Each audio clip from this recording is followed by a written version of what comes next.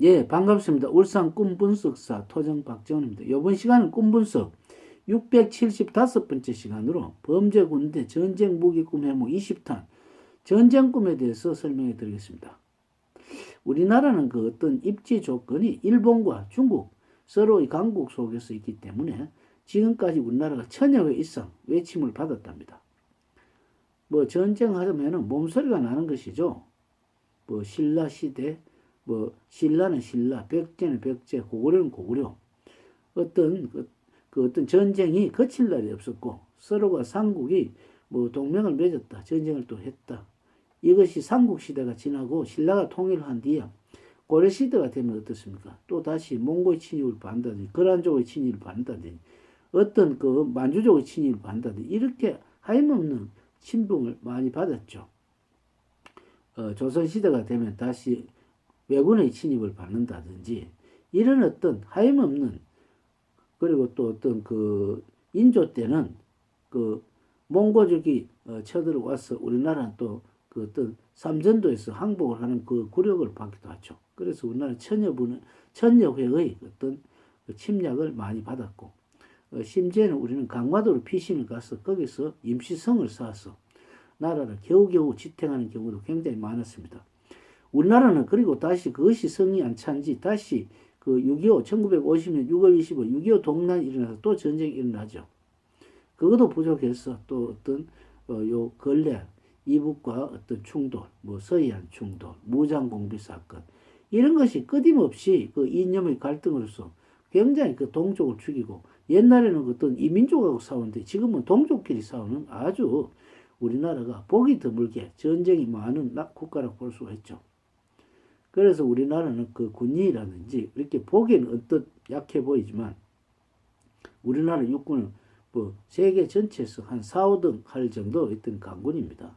그렇지만 아무리 강군이라 하더라도 수많은 중공군 그리고 일본의 어떤 옛날의 어떤 아주 신시 군대 앞에서는 맥을 못 추죠. 우리나라의 입지 조건이 굉장히 어떤 면에서 좀 발판 같은 위치가 있죠. 그래서 우리나라는 군대가 항상 튼튼하지 않으면 안 되죠. 그래서 옛날에 이 율곡 선생 같은 분은 일본이 쳐들어올까 두려워서 10만 양병서 그러니까 10만의 군대를 양성을 해서 항상 왜군의 침입, 외적의 침입에 대비하라고 했지만 우리 그 선조는 말을 듣지 않았죠. 그래서 전쟁 꿈이라는 것은 꿈속에서 전쟁 꿈을 꾸면 어떻습니까? 뭐 전쟁이 나면 초토화 되죠. 어떤 것이 살아남는 게 없지 않습니까?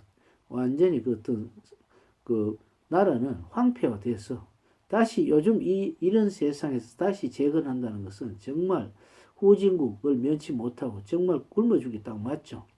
이만큼 발전한 것도 전쟁이 없었기 때문에 남북이 대치된 상태에서도 아주 효율적으로 아주 이것을 우리는 잘 보호를 하고 지키기 때문에 이것이 견뎌왔지.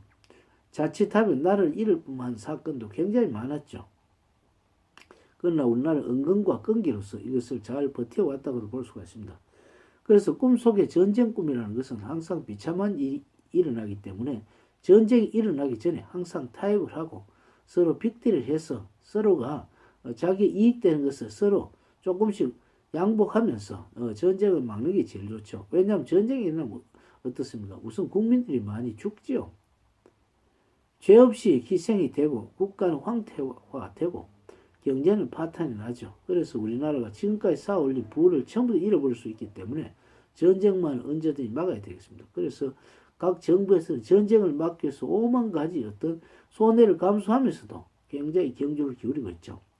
그래서 꿈속에 전쟁 꿈을 본다. 전쟁하는 것을 본다. 그럼 자기 기업체라는 것은 아주 어떤 불란한 어떤 그 기업체가 아주 어떤 그 감찰에 걸린다, 세무감사에 걸린다든지 아주 어떤 자기들이 상대의 어떤 전략에 휘말려서 굉장히 고생하는 그런 자칫하면 파산이 되는 그런 징에 있는 것이고 우리가 전쟁을 할 때 공격하는 것이 있다. 그러면 우리가 옛날에 뭐 애플하고 삼성 같으면 이제는 애플이 삼성 보고 마음대로 못하죠. 왜냐하면 뭐 작년 같은 경우는 뭐 52조 클럽인가 같이 그렇게 했기 때문에 애플이 함부로 못합니다.